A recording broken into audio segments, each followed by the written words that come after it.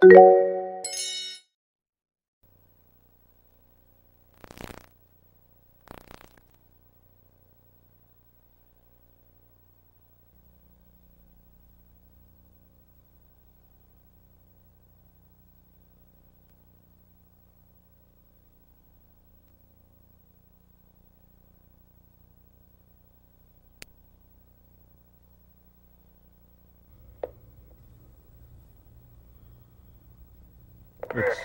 the newsroom. It's about 2 o'clock in the morning right now, and nobody is here except us, the guy running the camera and me. The guy running the camera's name's Bill Ritter. He's a good friend of mine. And this is their real fancy offices. You can tell they just keep it cluttered with junk. During the day, it's also about this empty because they're usually out covering different stories and things, and then they'll come in and they'll try to take whatever they've been covering, make some sense of it, type it out, and put it together and hand it to our editors who are in the room up behind us. We're going to take a quick look at that in a little bit, but they frantically work to try to figure out how they're going to take what they've heard and what they know and put it all together to make some sense. And it never really does, honestly. But this is where they do all of that part of their job, the composition of news. Let's take a quick look at one of the edit bays, all right?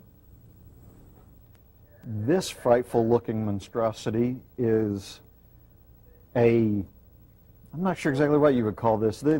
Each one of these videotape machines records something from somewhere else. Each one is assigned a different place in the world, a different satellite, a different fiber.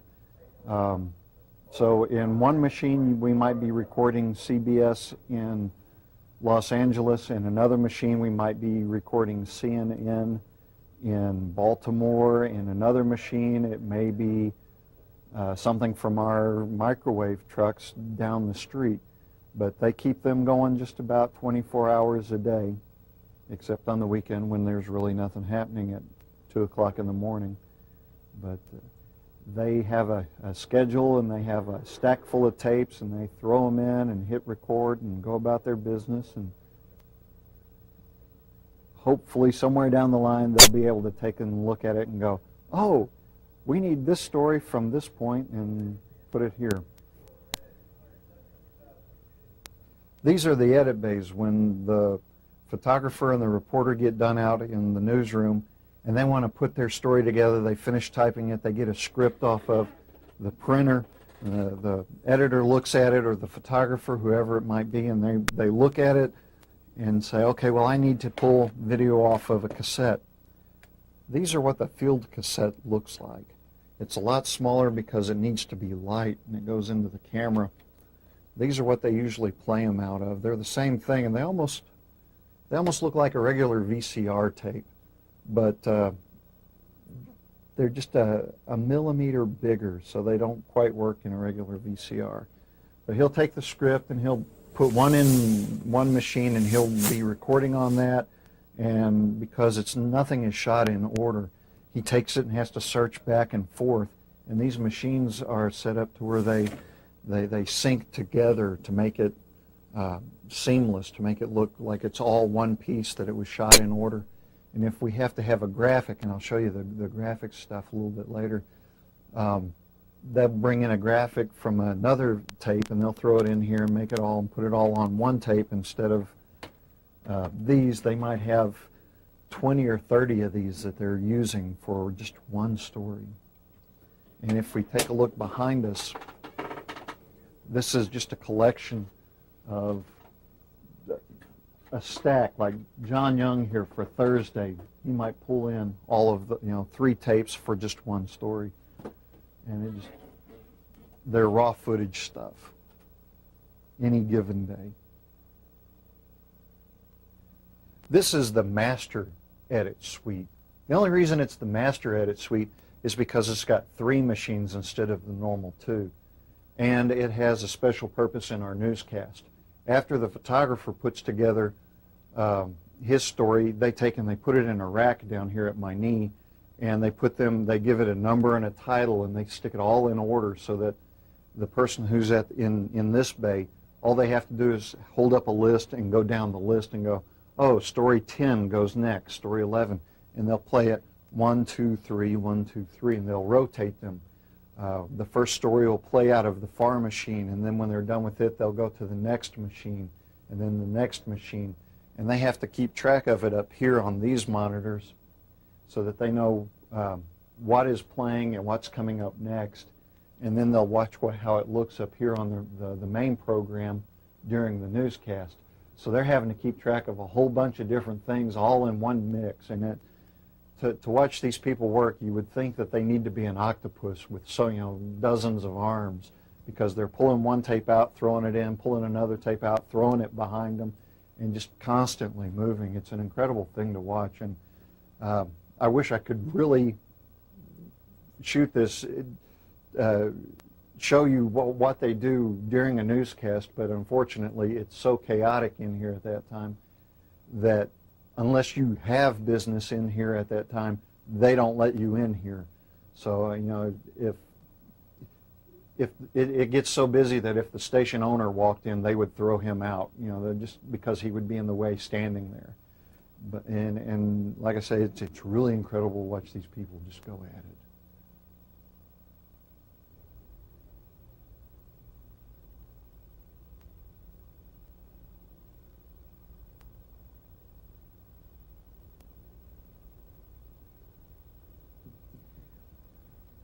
What you're looking at now is our wonderful news set. And what Bill is showing from up there on the ladder, I don't know if you can see it, but some of the lights that are up here around me. We need all of these lights just to make it look like it's the lamp in your living room.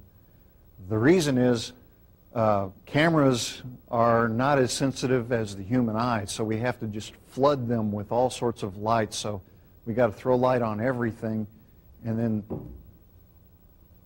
with this much light, it'll look normal to you. And I'll throw in a little bit of video showing what our anchors look like when they're on the news set. But they sit up here on this thing, and this is a dual function set.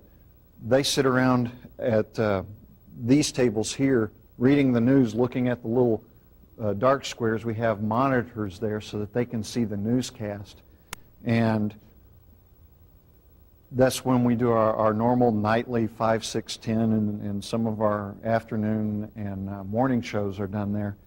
But then the whole thing changes for special occasions. We take and push the chairs up, we rearrange a few things, and this whole system here rotates around so that we've got this stage area back here. And we can put couches or whatever we want to on it, and we've got the nice backdrop over here, and there's a different background there and another background there. And so we try to put as much as we can into as little of a space as we can. That way we don't have to rent a whole lot of area or go outside and create a whole bunch of different things. Now, over here is probably the lifeblood of the station. It's our weather center. Our weather guys have 1, 2, 3, 4, 5, 6, 7, 8, 9, 10, 11 computers to tell them if it's going to rain tomorrow. And they pull all of this information together, and they call a couple of other different sources, and they put it all together, and they come up with 3.5 minutes of weather every day.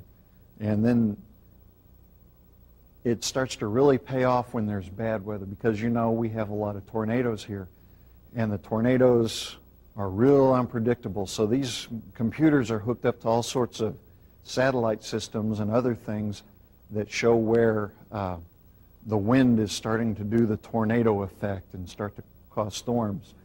Now, if they're not doing it over here, and most of the time if it's really bad weather, they'll sit here where they can keep a close eye on all of the instruments.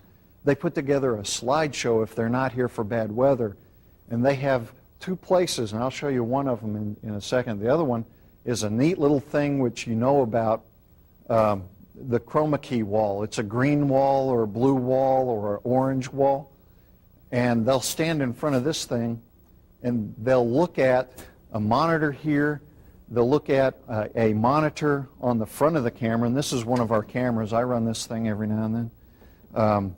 This is the television monitor. It's reflected up, and we can put their maps up here so that they can see them and see themselves standing in front of it. So when they're up here at the wall, they can go, and over here in this county, it's going to rain, but over here, it's going to be sunny.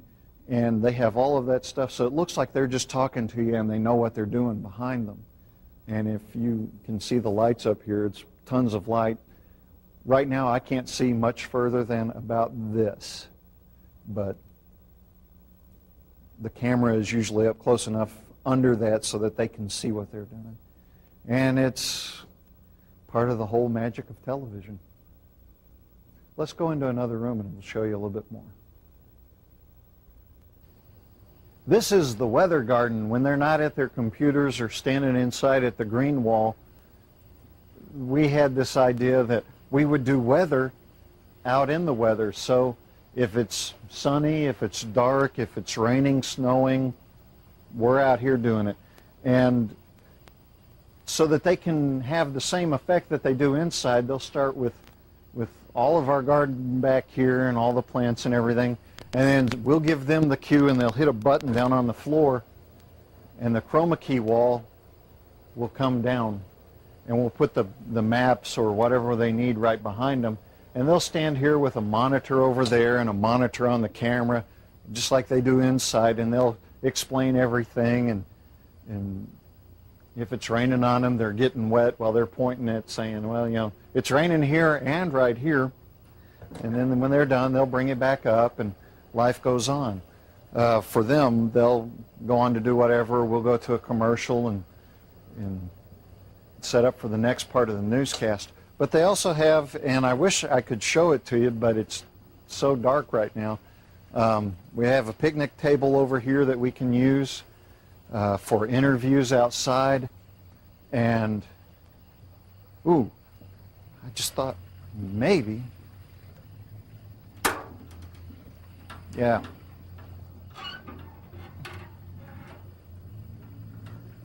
We have a water fountain. It has fish in it.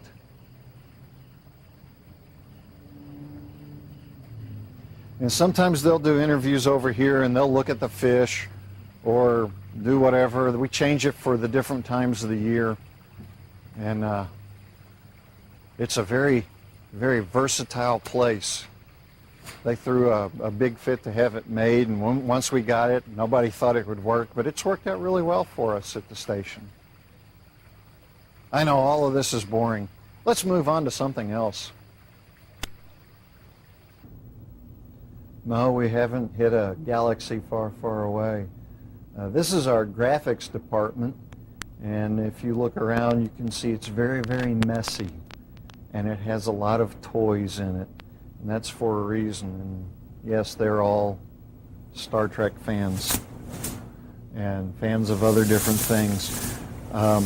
This is where we put together all of the maps, not the weather maps, but all the different maps, the street maps, and the graphics that when the anchor is reading the news and they want to really emphasize a point, they'll make something and put it up over their shoulder. Those are made here, and if we find somebody that's missing and we want to take the photograph, and you know how sometimes people take a photograph and it doesn't really look good, so they want to improve it, well, they'll take it and they'll put it in the computer and they'll mess with it a little bit and clean it up, and then they'll put the station's background and logo behind it and make it really look nice and clean and presentable for television. And we'll put that up on the air. But they have this computer and the computer for these 4 screens over here on this side.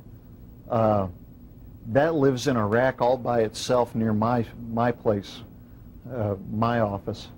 And they pull in things from videotapes, from satellite feeds, from wherever they might need it, just to create what they need.